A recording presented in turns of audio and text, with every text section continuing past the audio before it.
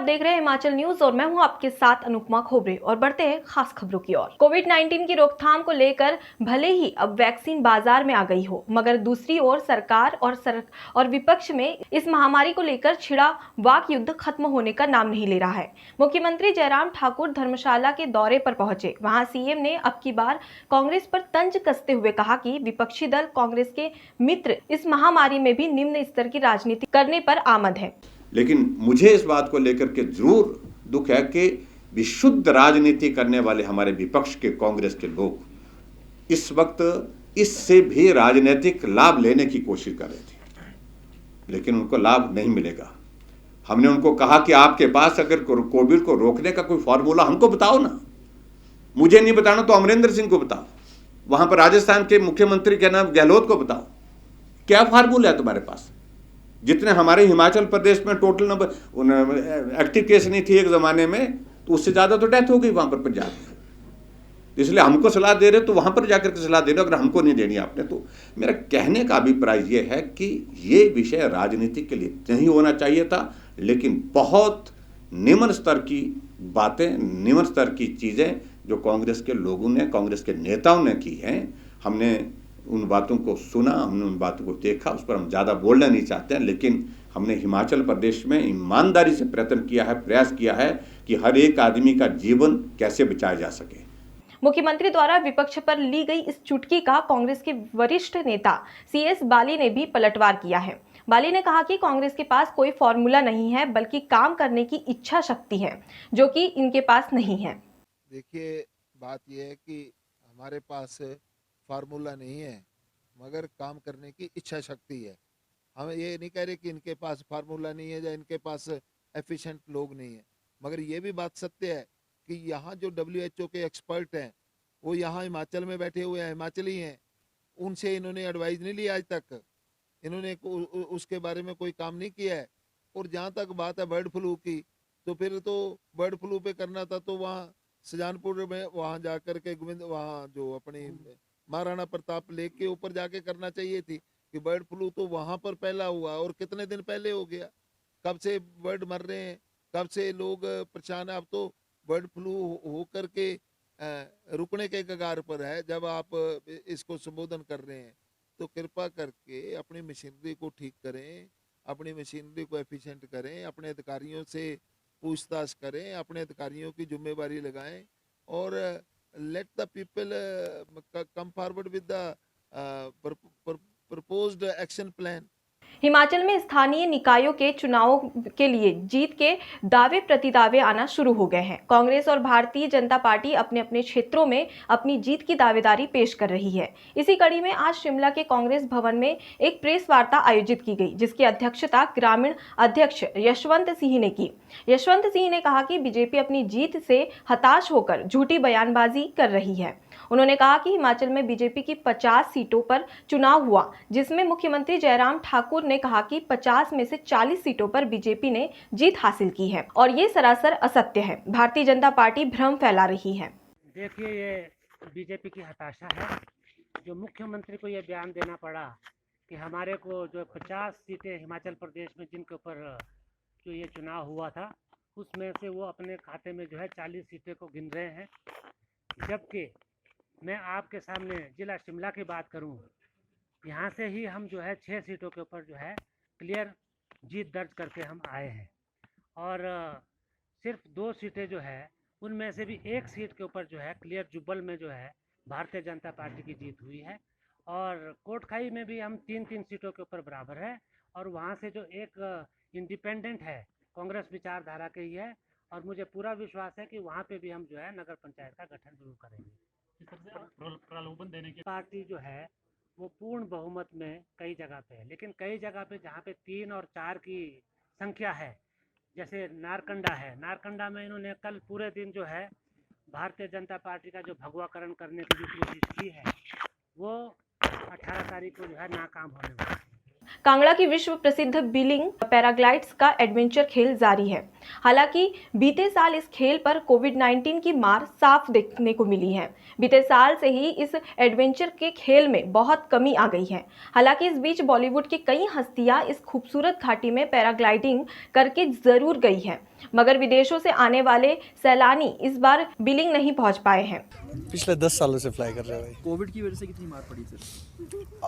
Covid की वजह से आप पहले ही जानते हो कि मतलब पूरे देश में मतलब वैसे ही सिस्टम चला हुआ है, तो इतना ज़्यादा काम नहीं है मतलब, और पहले से तो काफ़ी कमी आई है मतलब फ़्लाइंग में। बट अभी जो है न्यू ईयर के टाइम में थोड़ा अच्छा रहा, बाकी तो रश है ही नहीं, मतलब फ़्लाइंग इतना ज़्यादा हो नहीं रहा है।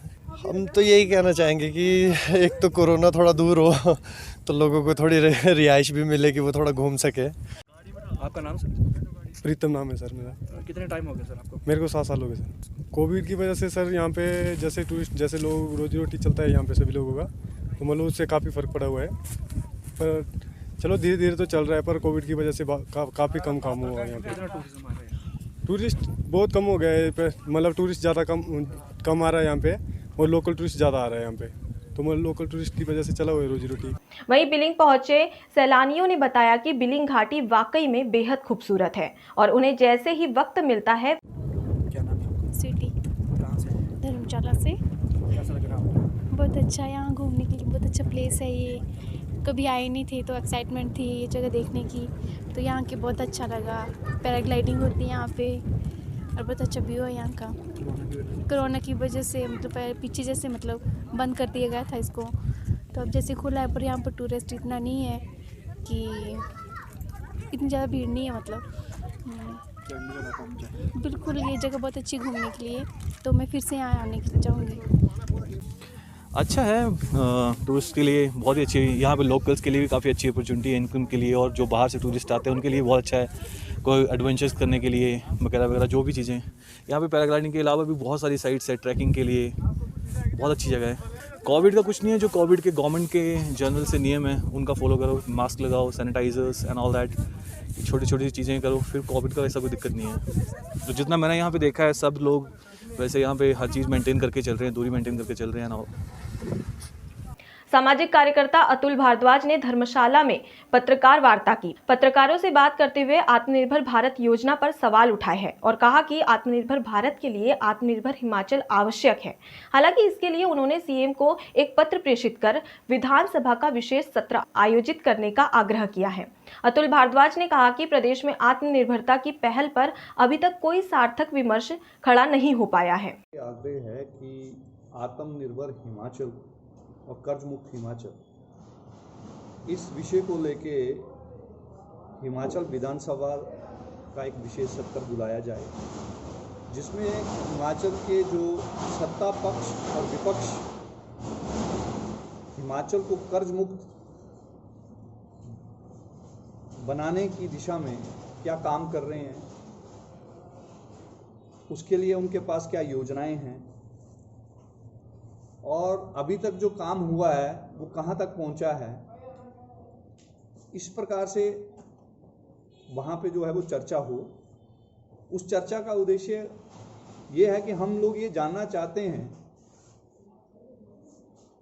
कि विधायक मंत्री, ये जितने भी विधायक मंत्री हैं, हिमाचल के लाखों करदाता जो हैं वो अपने टैक्स से इनको वेतन देते हैं, मानदेय देते हैं, भत्ते मिलते हैं इनको, और वो भत्ते हम लोग इसलिए देते हैं कि हिमाचल प्रदेश जो है वो देश का अग्रणी राज्य कैसे बने, हिमाचल प्रदेश जो है वो आत्मनिर्भर कैसे बने, हिमाचल जो है वो समृद्ध कैसे हो। लेते एक छोटा सा ब्रेक के बाद जल्द लौटते हैं, तब तक कि आप देखते रहिए हिमाचल न्यूज। अब विनोद क्लिनिक की नई शाखा वी केयर मेडिकल सेंटर हथलीपुल। यहाँ doctor Vivek Sharma MD medicine द्वारा डायबिटीज, गठिया, हड्डियों की बीमारियां और अन्य मेडिकल प्रॉब्लम्स का इलाज किया जाता है।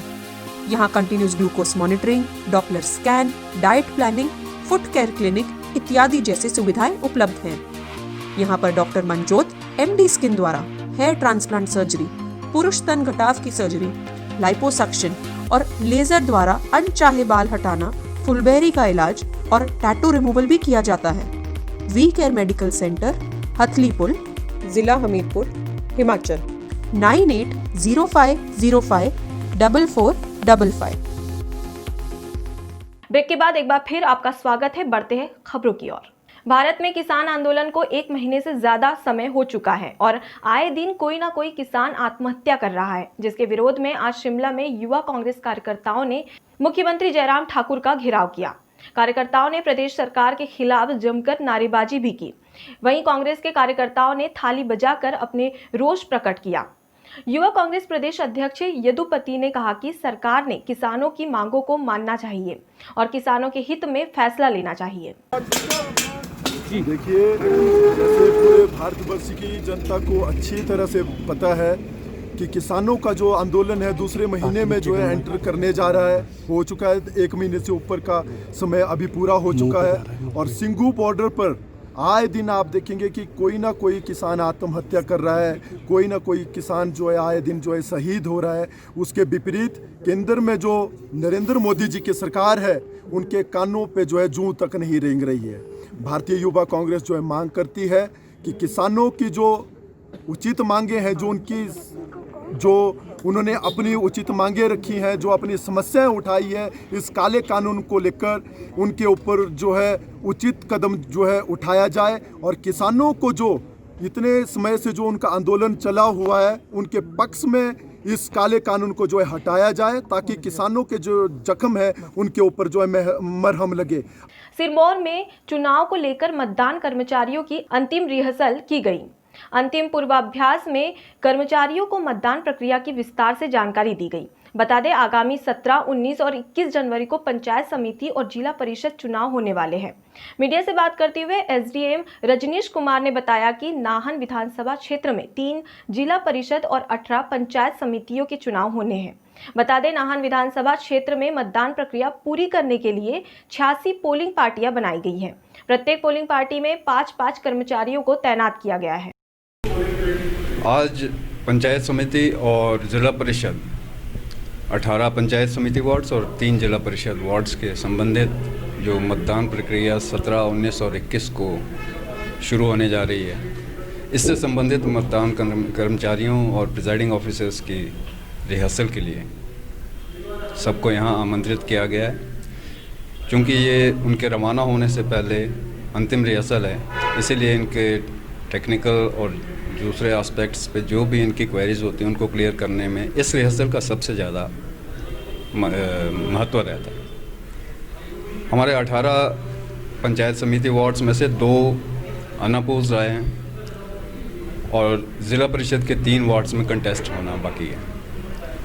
तो इसी की संबंधित जो भी हमारा प्रशिक्षण कार्यक्रम है वो आज इन पोलिंग पार्टीज़ को और प्रिजाइडिंग ऑफिसर्स को दिया जाएगा और सब लोगों की यही कोशिश रहेगी कि ये चुनाव निष्पक्ष और बिल्कुल ऑनेस्ट तरीके से परफॉर्म किए जाएंगे मतदान कर्मचारियों द्वारा। नाहन में भारतीय जनता पार्टी के कार्यकर्ताओं ने विधायक डॉक्टर राजीव बिंदल के जन्मदिन पर मेडिकल कॉलेज में फल बांटे। राजीव बिंदल के 66वें जन्मदिन पर doctor YS Parmar medical college में फल और मिठाइयां बांटी और उनके उज्जवल भविष्य की कामना की। वहीं व्यापार मंडल के प्रदेश अध्यक्ष और बीजेपी प्रदेश कार्यकारिणी के सदस्य OP सैनी ने मीडिया से बात की और कहा कि जिस प्रकार नगरपालिका चुनाव में बीजेपी ने अपना परचम लहराया है, उसी प्रकार 2022 के विधानसभा चुनाव में प्रदेश में बीजेपी की सरकार बनने में अपना सहयोग देंगे। जी सर। आज हमारे लोकप्रिय नेता डॉक्टर राजीव बिंदल जी का 66वां जन्मदिन है।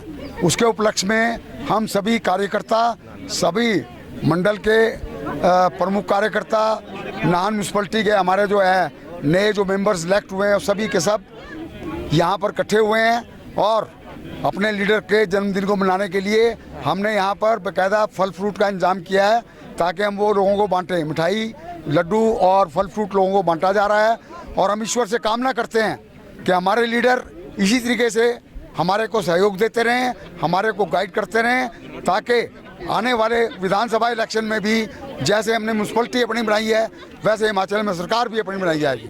धन्यवाद। हिमाचल के मंडी में स्वामी विवेकानंद की जयंती के उपलक्ष्य में क्रिकेट प्रतियोगिता आयोजित की गई। अखिल भारतीय विद्यार्थी परिषद इकाई मंडी ने ऐतिहासिक पड्डल मैदान में आयोजन किया। इस मौके पर सोच संस्था के फाउंडर राजा सिंह मल्होत्रा ने मुख्य अतिथि के रूप में शिरकत की और प्रतियोगिता का शुभारंभ किया। साथ ही एबीवीपी के सदस्यों से आग्रह किया कि ग्रामीण स्तर पर युवाओं को नशे से दूर रहने के लिए जागरूक किया जाए, ताकि युवा नशे से दूर रहे और खेल प्रतियोगिता में बढ़ चढ़कर भाग ले। वहीं इस मौके पर राज सिंह मल्होत्रा ने स्वामी विवेकानंद के जीवन पर भी प्रकाश डाला।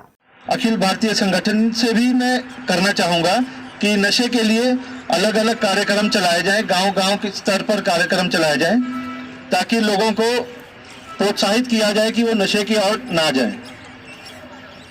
और एक बात, अखिल भारतीय विद्यार्थी परिषद एकमात्र ऐसा संगठन है जो किसी सरकार के प्रेशर में नहीं आता है।